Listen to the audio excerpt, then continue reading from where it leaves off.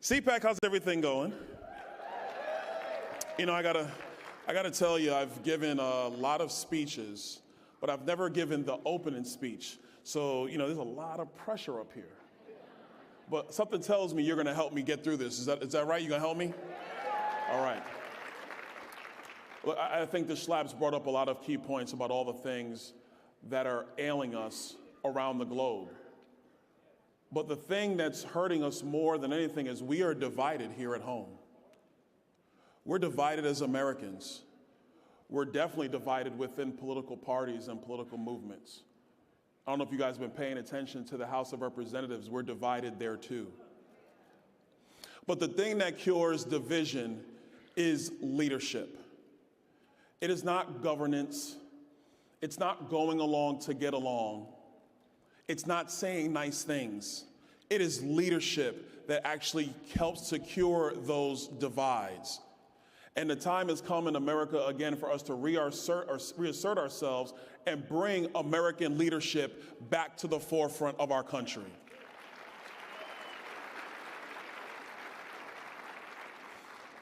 And we talk so much about foreign policy these days, and for good reason, because Joe Biden has been a disaster as president of the United States. He's been terrible.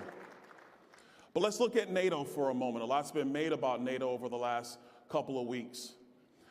There was a time where America did have to carry all the freight for NATO because the countries in Europe were rebuilding themselves from World War II. And the spirit of the American people, we were there to do that. We were willing to do that. But now those other countries have to come along for the ride as well. You know, I equate it to some of your great sport teams. Everybody remembers the Chicago Bulls of the 80s. They had Michael Jordan. They didn't have much else. Michael Jordan dropped 63 points in the Boston Garden against the vaunted '86 Celtics. But that Chicago Bulls team lost that series against a better and deeper team. If the world is actually going to have security, then it can't just be America scoring all the points, grabbing all the rebounds, passing out all the assists, blocking all the shots. We need our allies in NATO to step up and do their part.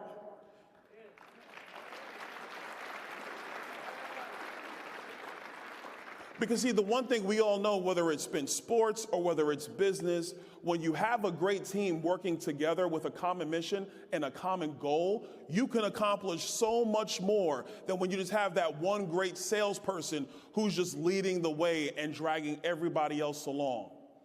The success of Western democracy, the success of a Western way of life is predicated on all the nations who love freedom and pursue freedom for their people to do the heavy lifting together, not just relying on America to bear the burden alone.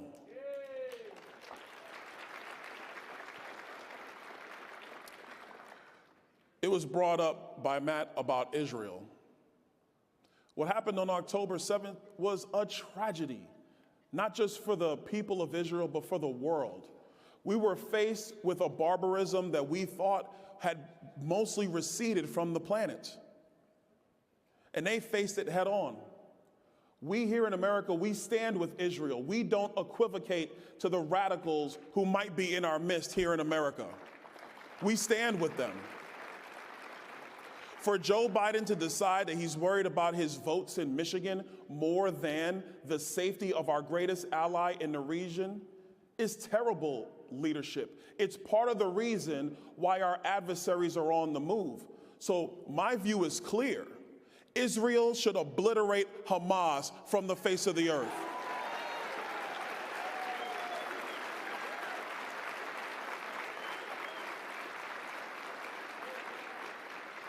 And this is not a statement. This has to be born in fact. On Capitol Hill, we need to go back and do the job of making sure Israel has everything they need to finish that job. Because you can't have somebody come in your home, cause damage, and you do nothing. All you do is invite more of the same. And if Israel is our friend, and I know, CPAC, Israel is our friend, we stand by them, we support them, We do not stand in the way of them, and we want them to do everything they must do to secure themselves and to secure the people of Israel.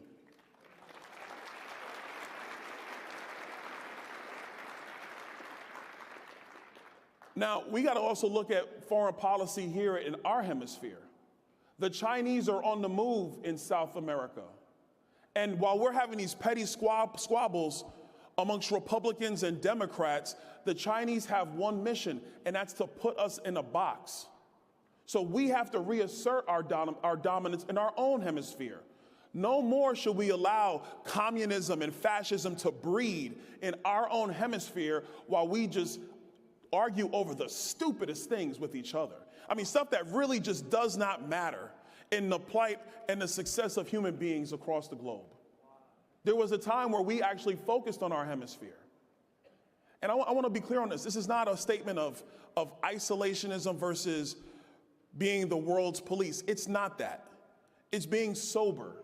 It's being a realist.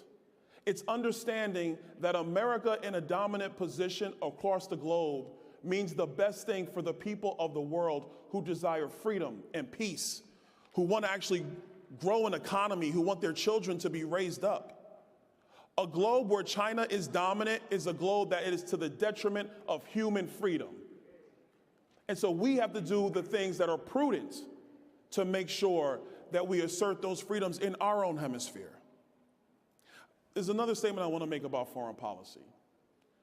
I'm not a forever war guy, never have been. I'm not. My position is very, very simple. Go, kill the enemy, and come home.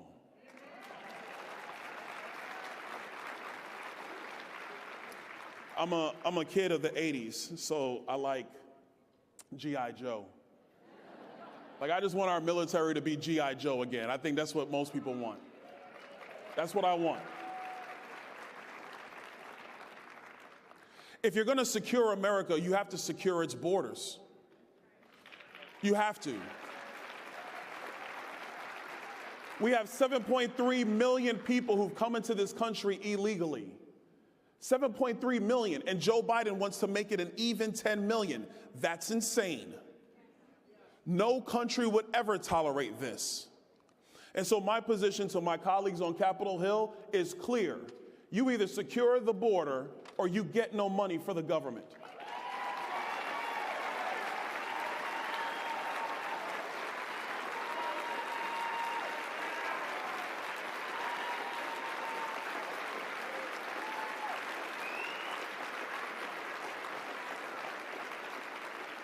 Now, the press would say, oh my gosh, Congressman Donald, you're talking about the government being closed. Oh, are you concerned about that?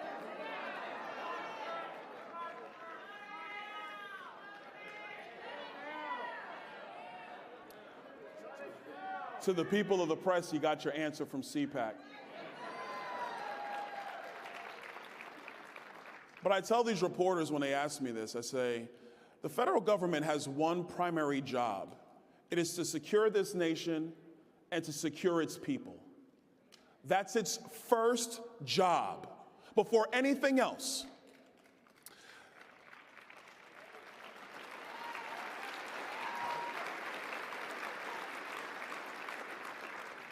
The states that ratified the Constitution of the United States would have never, ever ratified a constitution that would have allowed the federal government to allow an invasion into the United States. They never would have signed it. Those states would have kept their militias and they'd have said, I'll see you guys later, maybe we can work some things out, but that document is nuts and there's no way I'm going to be a part of it.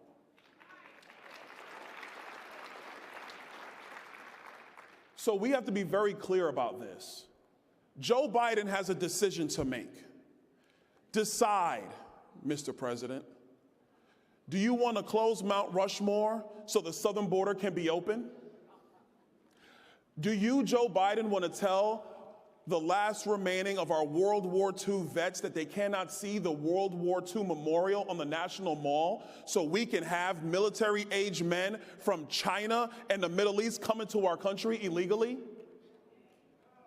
Decide, Joe Biden, which country matters more to you, the border of the United States or the border of Ukraine?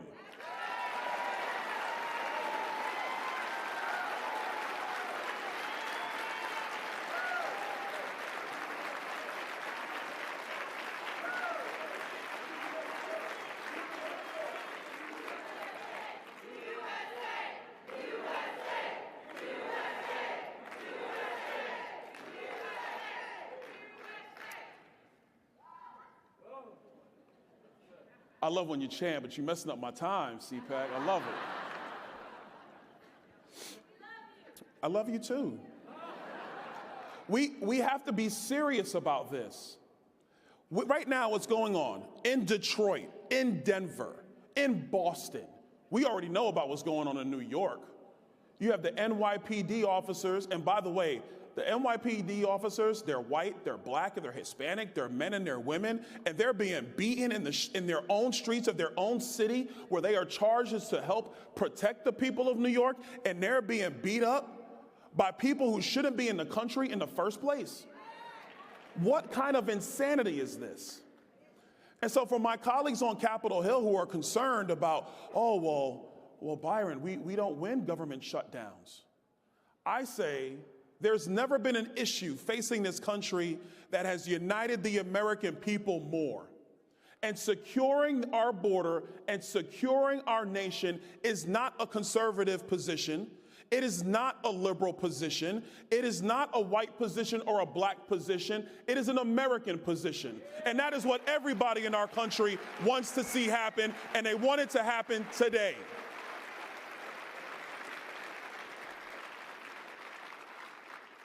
In our economy, we need leadership too. This nutty Green New Deal stuff, which by the way, isn't even that green. It's not even that green. When you go and read the studies, these solar panels are dirtier than natural gas. These wind turbines, there have been more men and women who have died from wind turbines than nuclear power. That is a fact. More people have died from maintaining wind turbines than they've died from nuclear power plants. But you gotta have leadership that's gonna tell the truth and set America on the track going forward. We shouldn't be chasing green technology just to chase green technology. We should be chasing the cheapest and most readily available form of energy so all of our people can be successful.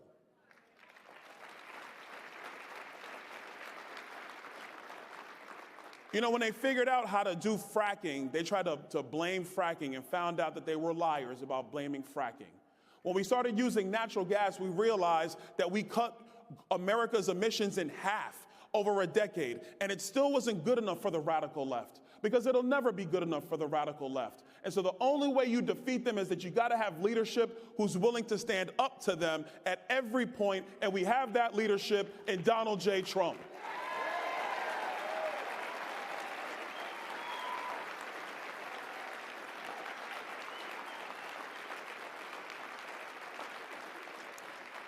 But we have new things on the horizon. We have this great new technology called digital assets. And I know some of you, a lot of you, myself included, are concerned about that being used by the Federal Reserve and the Treasury with a central digital bank coin. I don't want the Fed doing anything like that. But if people decide of their own free will to have Bitcoin or any other type of cryptocurrency, or to have these tokens or stable coins, if that's what a free people decide to do, it is not the position of the American government to stand in their way. It should be the position of the American government to allow them to be free and make their own choices, because that's the very essence of human liberty. That's the whole reason that the framers wrote our Constitution and they ratified our Constitution, is to protect you, not to protect government.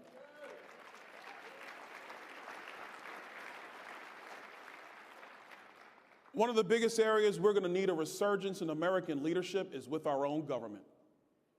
These people are crazy. You have an FBI that has been spying on the American people against federal law. You have a Department of Justice that is picking and choosing who they're going to prosecute and when. Joe Biden has violated the Espionage Act. He violated it as a United States Senator. He violated it as a Vice President of the United States. And he should be prosecuted for violating the Espionage Act.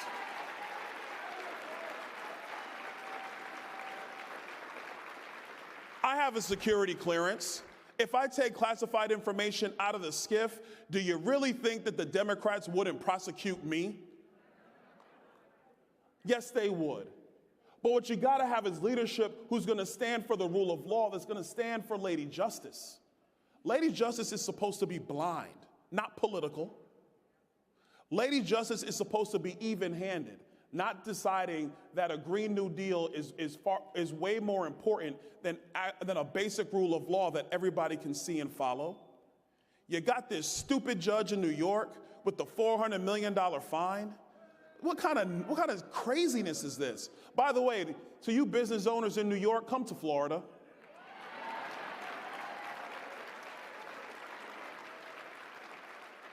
If you're a real estate guy in New York, you might want to just come on down to the Sunshine State. We would love to have you. I had to do that quick plug for my state. You know, I love my state now. Make America Florida! Said make America Florida. Oh, we're going to do that.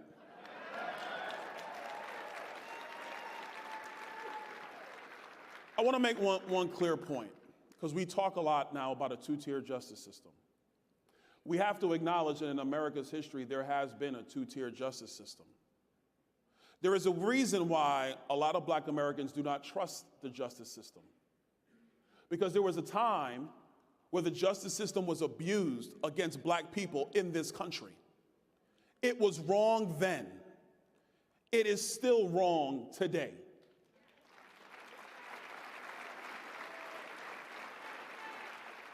Our country is best when we are not a respecter of persons or creeds or political ideology or race. Our country is best when everybody is treated equally under the law. And when you're dealing with radical Democrats who think they know better, who subscribe to the thoughts of Barack Obama, who said that they want to fundamentally transform America, I got news for them. This November, we're going to fundamentally transform the United States government.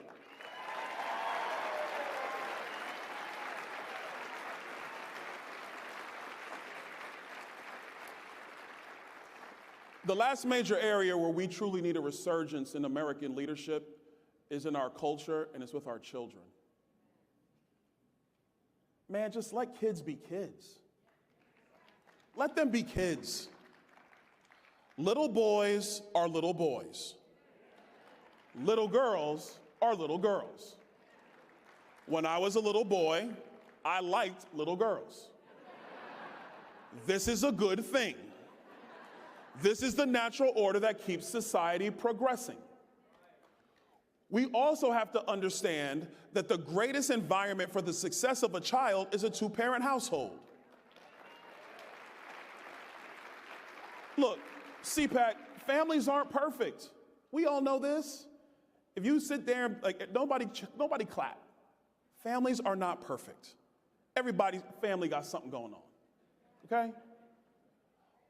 But even in that imperfection, it is better to have two parents in a home than not.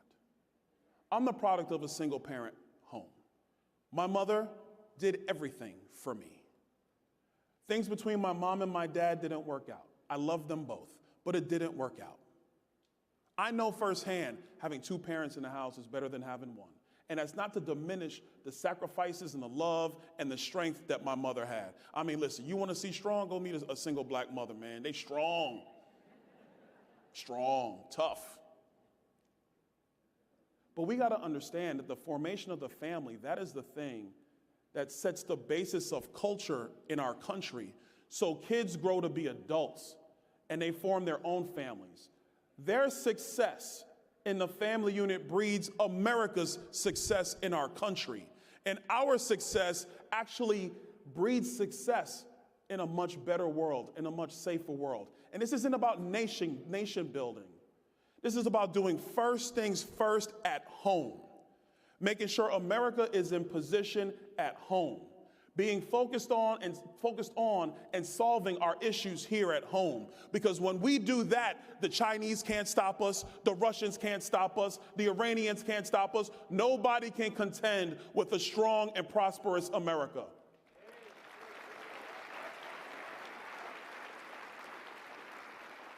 So CPAC, this is where I leave you. I just want to tell you this. The type of leadership we need is not leadership that looks to just get along with everybody. If you look back at Michael Jordan or Tom Brady or Bill Belichick or Mike Shanahan, they were tough. They would say things you would not like if you were on those teams. But they held everybody accountable. They were focused on the mission of success. We would cheer for them if you're a Patriots fan or a Bulls fan. If not, you were booing them. But you would cheer for them because you're like, oh my gosh, look at what they're accomplishing. If that works in sports, if it works in business, shouldn't we have that type of leadership in our country? We should. We have to have leadership that holds our government accountable. We have to have leadership that's going to have a bold vision of what we should do and not be afraid of polls of what people think we might need to do. We got to have leadership that's going to say tough things when we need to hear them, and we have that leadership this November in Donald J. Trump. God bless you, CPAC. God bless America.